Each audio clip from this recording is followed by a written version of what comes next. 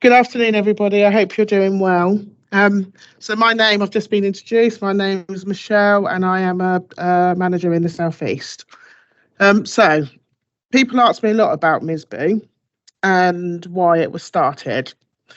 And what I would say, first and foremost, I'll just move through, is that I've been employed in social work on and off with the local authority that I'm with currently since 2004.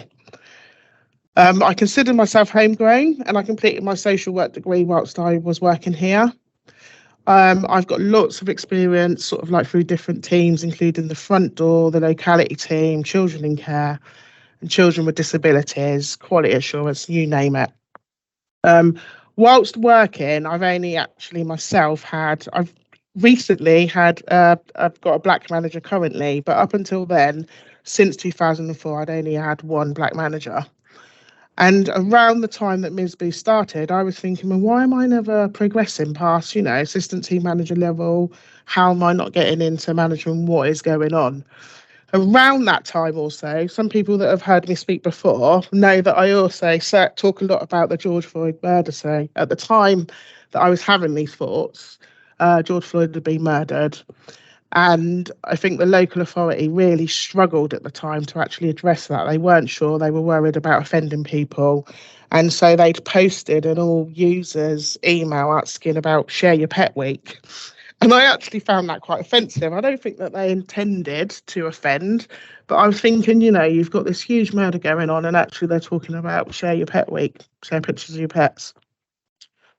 So what also, as well, as that was going on for me, was that I was involved in community football with a team, and a lot of the players that were there were young black men, and they were being described as the abusive, aggressive, confrontational team, when actually they were just a group of kids wanting to play football. And so all this stuff was going on for me at the time, and I just thought, what is my role in trying to make a difference and make those changes. So this is where I get to share pictures, and I've shared this picture a number of times. Now, this is actually my son, and when I've done the training, I've turned around and said, what do you see? And some people have said, oh, look, he's in a built-up council estate. He looks like he's got gun fingers. He's on one of those wretched electrical scooters. And actually what's going on in that picture is that he'd borrowed his mate's electric scooter. I'm stood opposite him and he's asked me to take a picture. And me being rubbish with technology, it's just like, give me the phone and I'll take the picture. And that's actually what's going on. But it's interesting that it caused sort of like discussion and confrontation. What I should have said before is that through my slides, you'll see lots of quotations. And I use quotations about so from famous people, but also things that just really resonate with me as you're going along, but you'll get them after, so that's fine. So this is also my son. So he's a school ambassador. He's coached a girls' football team. I say he's finished. He's currently doing his GCSEs now, but he's done really well for his son. And actually, I just thought to myself that the narrative that's being displayed out there has to change, and what can we do about it? So, in summary, again, there's my children. I make good children, don't I? So, pictures of my children there. I think it's on your right-hand side. So it's important for the children, my own children, but also those in our community, that actually we're trying to make a difference and trying to make a change. What changes need to happen in order for our children to feel safe within our communities? How do we create and expand the diverse leadership, and what needs to be done? I also realised as a black woman that I myself had a narrative that I wasn't really aware of. So an example I always use of this is that up until I got married, I actually thought that I was Church of England. And when I got married, my baptism certificate said that I was Catholic. And I'd said to my parents, you've told me all my life I'm Church of England. They said, well, that's just where all the black people had to go in those days. And so it was just having conversations with my parents about opportunities and their experiences, and the fact that there was just this narrative that this is what you do as a Black person. And I just thought we need to challenge that a bit more. If I'm talking too fast, just please let me know, because I can be quite a fast.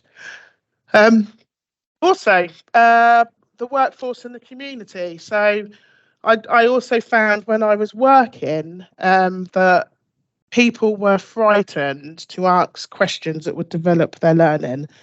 And they were scared that if they answered certain questions about how change and how diversity can kind of influence or make things better, that they'd be seen as being deemed as being racist. But also, I also realised that the community which we served didn't reflect our leadership, didn't reflect the leadership in the local authority that I worked for.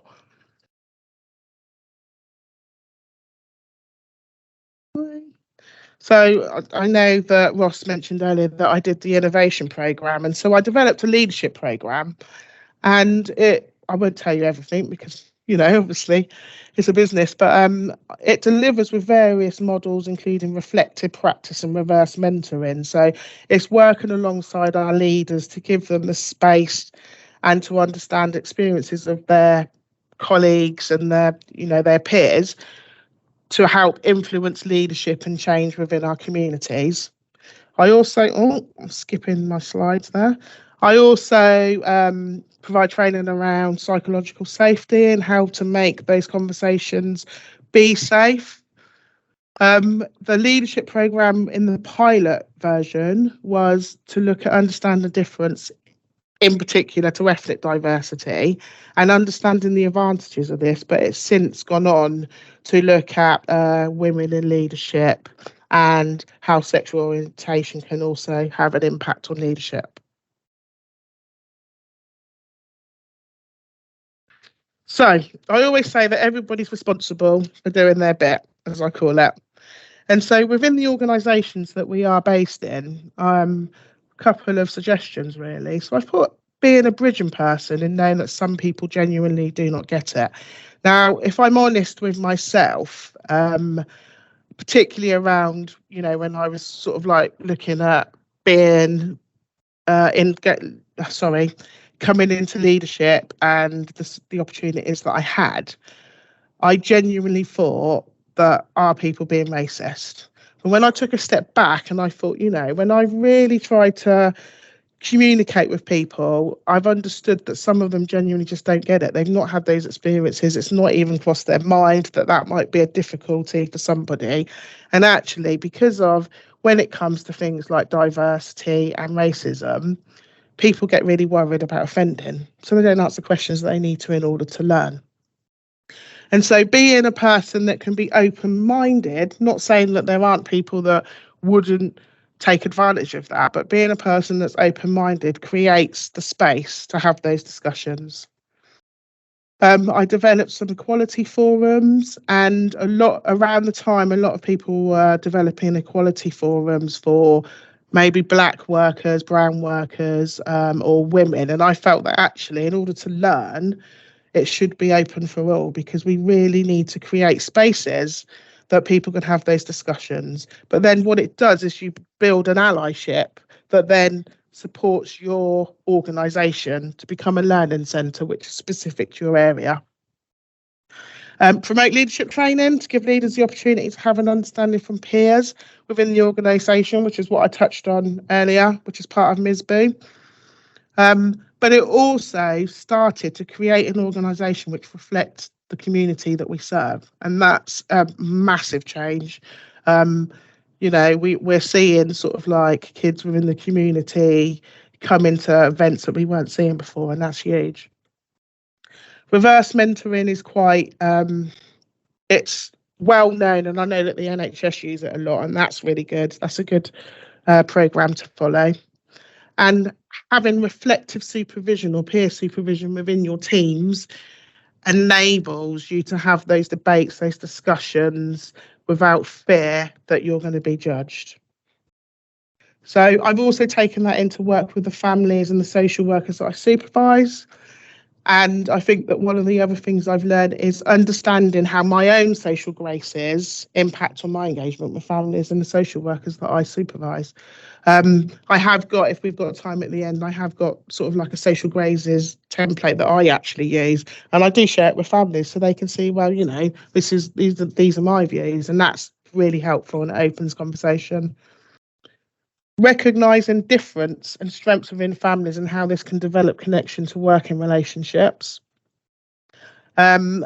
Often, particularly in child protection, I find that we go in with we need to make sure that these children are safe, and often we don't lead with what are you doing that is, you know, maintains you thus far, what can we do?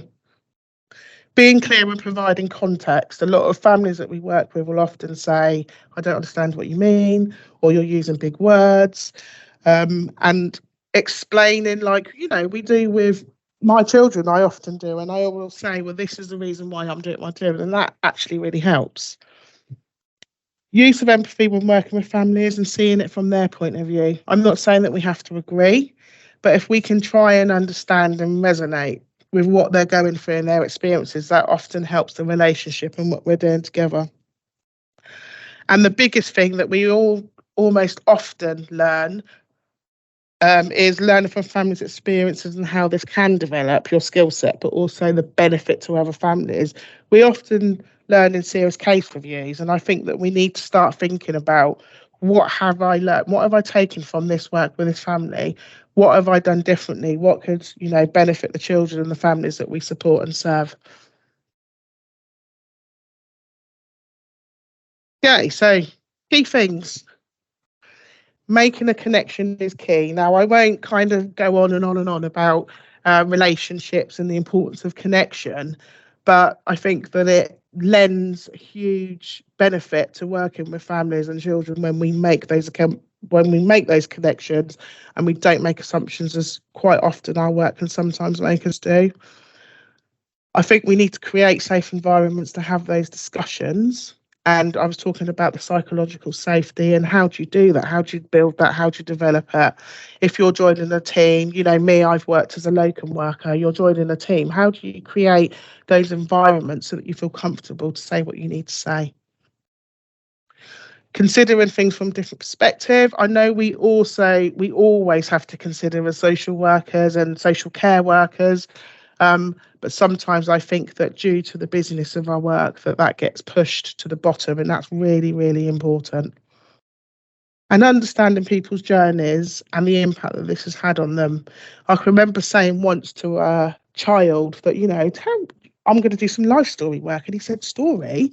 My life's not a story. You know, why, you know, and he got really, really offended. And since that day, I've never used the word life story. I always say life journey now. So it's understanding how this can impact on you as an individual and as a worker. The other thing that I've taken is knowing my strengths. So know your strengths, your limitations, and where you are. What can you bring to the table? So one of the biggest learning curves for me was that I was limiting my own self. So I touched earlier on about, you know, my parents getting me christened as a Catholic, but also I was limiting myself. So, for example, my name's Michelle Ziregbe. I've been married now. I've been with my husband now for 23 years. I only started working in my surname in 2021. And that was because it was difficult for people to pronounce. They would get it wrong, and I actually felt embarrassed for them. So I would kind of limit my own needs. And I thought, actually, no, that's not okay. I've already mentioned and touched base on social graces, and how this impacts on engagement with colleagues and families. I think that's really important to hold key. And again, what do you bring to the children and the families we work with? Often, a lot of our relationships are what families would say are forced upon them. So knowing that power and knowing what we bring into that, what can we do to try and reduce those anxieties to get where we need to get to? Difference is a beautiful thing. So MZBIU, as I said, is building inclusive unions, but it also stands for blacking it up. And I came up with that title because I thought, actually, by making leadership more diverse, what changes will help the organisation, but also the communities that we work for. I'm I do support organisations and leaderships to reflect on the families that we support, the workers that we work with, what might be going on for them, the cultural differences that we might need to consider the impacts. As part of that work, we've managed to form a close allyships with social workers from different countries. So, for example, without giving away too much, we're working with a family from the Middle East, and I've managed to get a social worker that speaks the same language, understands the cultures, how that might impact on their working relationship with us. So it is just thinking outside the box and thinking how, when we actually recognise how difference can have an impact, the work that is provided to families is amazing. And one of the most important things for me is being vulnerable allows the opportunity for learning. And I've touched on it throughout, in the sense of, once you recognise what you're scared about, what you're scared to ask about, and you actually acknowledge it, and you'll then actually open up then to learn, and you open yourself up for learning. And that is it. Unless anybody has any questions for me. Firstly, Michelle, thank you so much for that presentation. Really interesting and insightful. I think for me, I had a follow-up question before we get some from the chat, really, which was about, I suppose, that last point about vulnerability and a willingness to be vulnerable. Just in relation to your journey, I suppose, in terms of, you know, you obviously applied to the Innovation Lab and were successful and have established that. At what point do you think you were willing to be more vulnerable to then, do you know, was there a point for you in terms of that journey that you were willing to put yourself out there in terms of to support change? I'm just curious around that, really. No, absolutely. And I think that the point for me came actually doing the innovation program. Those that did it with me would know there was a particular day that I just stopped and broke down in tears. And I just thought, because I suppose when I approached the project, I knew what I needed to do. I knew that it was important, but how I was viewing it was that people just need to understand that you need more Black leaders, you need more Black workers. And what I was missing, I felt, for me, was, well, why don't they understand? What do we need to do to try and help them understand? We can't use the view of, well, you just need to get it. That's just a racist view. We can't use that, because there's amazing training out there around anti-racism, racism, but yet we're still where we are. So what is it? And I think I had to make that change, that why, as opposed to you have to. Does that make sense? And it was during that innovation, when I'm trying to put together all my evidence, what would work, what wouldn't work, how can I get senior leaders that have got so far on their journey to actually talk to me and resonate with my journey, my experiences. But equally, it's just as important to understand their journey. Because if you don't understand their journey and just make an assumption that you are middle class white man that's got a senior leadership role and that's how it is, then how do I know, how can I be open to change and understand your journey and how you got there? So that process even in itself was one that you had to challenge yourself and be vulnerable through that process. You Absolutely. Think in terms of committing. Yeah, absolutely. It sounds amazing, because I know it's not an easy thing in terms of taking an idea and then, you know, taking that through to fruition. So you know, amazing work with that. So that we've got one question that I'll put to you. I'll just read it out to you. So it's from Addy. So how do you address your uniform and how you represent yourself? I'm wondering how social workers rocking up in a smart suit, dresses and done up affects the relationship we build with the poorer families we might support. So just however you want to respond to that, Michelle. Okay, so I'm quite open with family. So I will turn around and I tend to address the reason why I'm there first and foremost. Little respectful things such as, am I okay with my shoes on? You know, just respecting the environment that you're in. If there is a concern about me I don't know, violence or having to leave, I will explain that. So I would say, you know, I'm really sorry, I've got my shoes on, but the reason why I've got them on is because of this. The whole power imbalance, if addressed within your first meeting or even on the phone with them, tends to assist and help. And what I find is that if I phone families and say, I'm on my way out, this is what we need to discuss, is there anything that you're not sure about, is there anything you're worried about, is very powerful, because of what you're doing is you're sharing that dynamic with the family from the right at the beginning. Uniform and dressing, I'm actually quite casual unless I'm going to court. Quite often I am quite casual, and I think that we need to be comfortable, and we need to make families feel comfortable. Does that answer that question?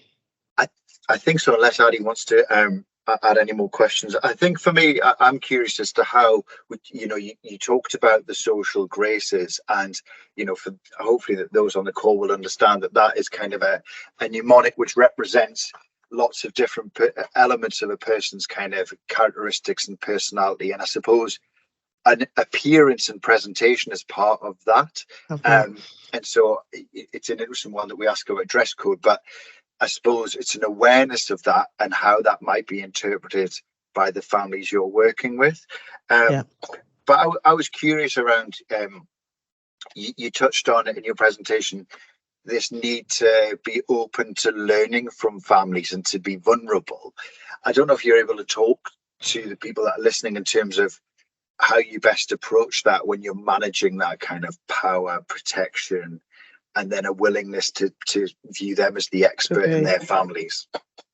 So I think that the simplest way to explain it is about, when I said earlier, touched on not making assumptions. So you, to a certain extent, in social work, is quite contradictory, because you have to make assumptions. You'll get a referral in and you're having to decide, what are the risks within this family? How does it impact on the children and the families that we're working with? What action do I need to do?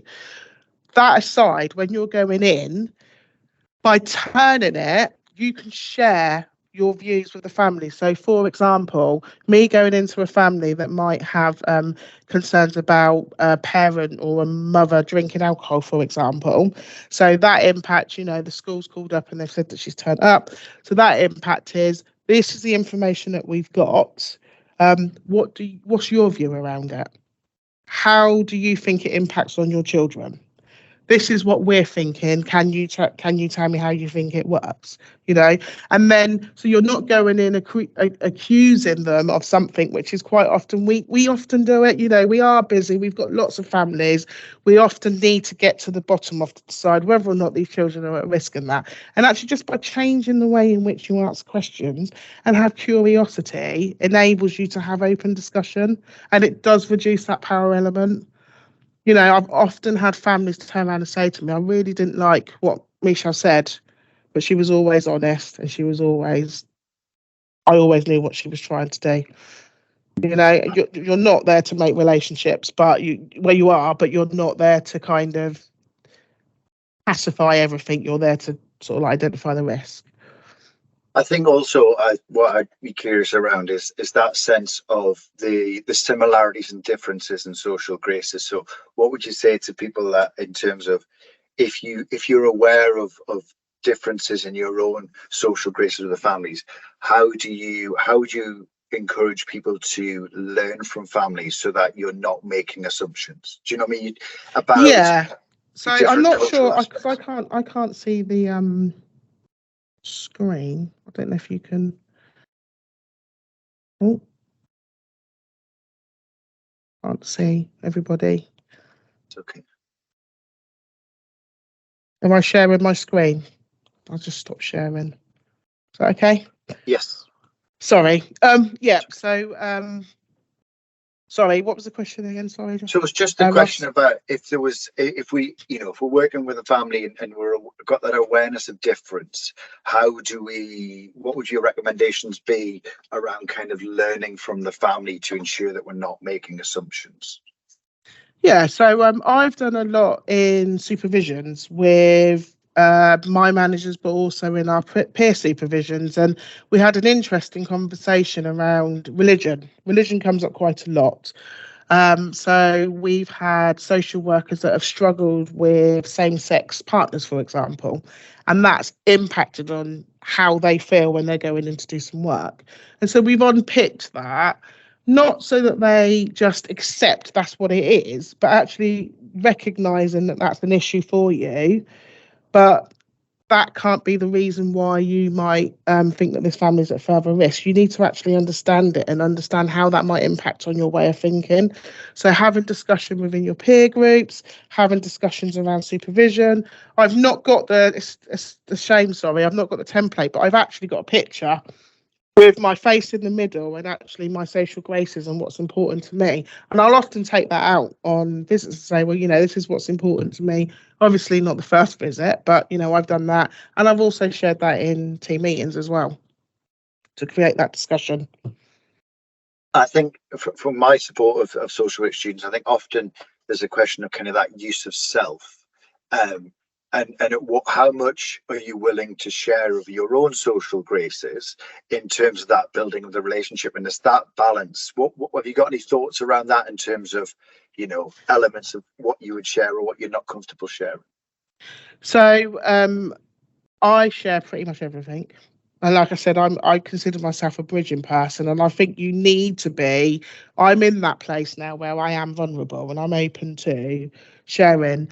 The only time where for me I was worried was when I shared with a family about one of my children having disabilities, for example, because families can often use that information against you. But I had to unpick really what the issue was. So it's understanding what within yourself. I pretty much share everything. I'm okay with that. But what are your vulnerabilities? I don't share much about my children anymore for that reason, because of that experience. But I might share something that I've done with my children. Does that make sense? So that's the compromise. Yeah, I think absolutely. I think it's interesting to get that. That's not a hard and fast rule, isn't it? It's what you're comfortable and what you're comfortable with. Absolutely. But thank you so much, Michelle. The time's gone so quick this morning.